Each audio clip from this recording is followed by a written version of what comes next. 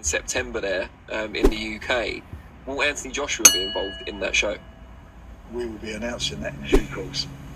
All right, so Anthony Joshua himself and his team have said that his next fight will likely be against the winner of one of the two heavyweight fights on 5v5. Do you have a preference if both your guys come through? Look, the fight I want to see, I'd love an all-British fight. I'd love to see AJ in with Daniel Dubois. That's a brilliant fight. That is a great fight. Two big punchers. And AJ's on a high at the moment. He's on a roll. He's had two good wins, and his last one was quite spectacular. And if I believe he will, Daniel does a job on Hrgovic. I mean, what more can you want? Nothing better than that fight, is there? And those are the words of Frank Warren as he prefers and is lobbying for Dubois versus Joshua, an all-British showdown. And let me counterpunch. My peeps in the UK, you know that would be a hot fight if it happens because, see, what people are looking at is what Dubois means now. Okay? If he fights Joshua, if he is the guy to fight Joshua, what does that really mean? That means he would have to beat Hrgovic. If he knocks Hrgovic's spark out, a guy that has defeated Zhilei Zhang, okay? A guy that was undefeated. So if he's able to do that to Filip Hrgovic, you got Filip Hrgovic, you got Jarrell Miller, you know what I mean? And his resume and his stock has risen. Okay, so now you're looking at a guy with two good wins, just like Joshua had two good wins, and they've both been by stoppage. So if he stops Hrgovic, he will be in a similar situation as Anthony Joshua. You know what I mean? Not the same, but similar. Not the same boat, but the boat looks kind of just about the same. Right? You know, Joshua's in a gray boat.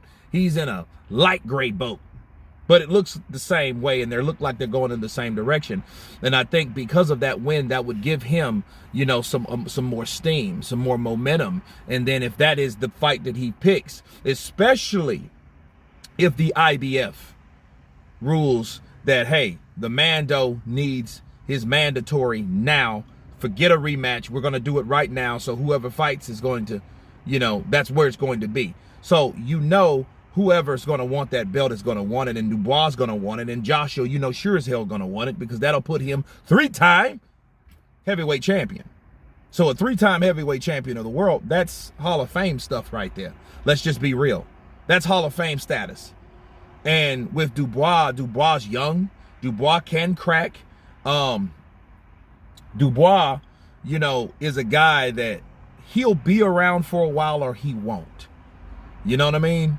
He may be like a Michael Grant-like guy, because Michael Grant had his days in the sun, but, you know, they were cut short, especially when he went up against Lennox Lewis, but he did go up to that amount before he fell and hit every branch down, unfortunately, for him. But Daniel Dubois is a guy that's still in there because, you know, he was in there, and I think he's going to fight Anthony Joshua a little bit more because Anthony Joshua isn't Alexander Usyk, and they've both fought Usyk. You know what I mean? And there are good punchers. And then, of course, you know, they're gonna throw in, you know, Frank. He's gonna throw in the whole sparring matter between Dubois and Joshua. You know, when he dropped Joshua or knocked Joshua out in sparring, if you guys can remember that. Okay? So yeah, they got history when throwing that leather. It might not have been in a fight, but it's definitely been in the ring. Okay? So, yeah, that would be a good fight to get made, especially if Dubois can take it to Filip Hrgovic, and especially if that IBF belt's on the line. And I think that's what it comes down to, you know, because Joshua, it will fight for that belt before he fights for a particular person.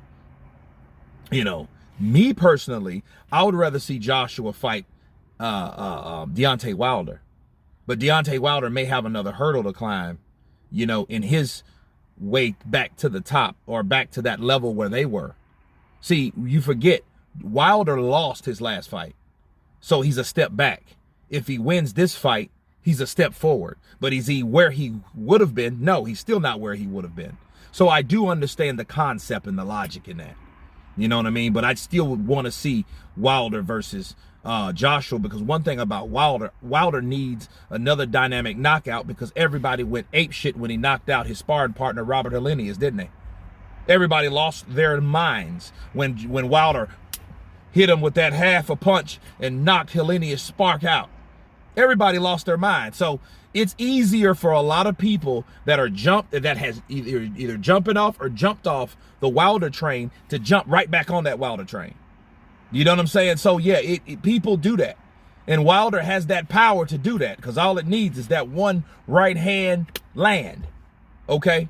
So if he does that to Zhilei Zhang, you know, that would probably be the fight that a lot of people would lobby for, and don't be surprised, it's much more than the momentum of a Dubois Joshua.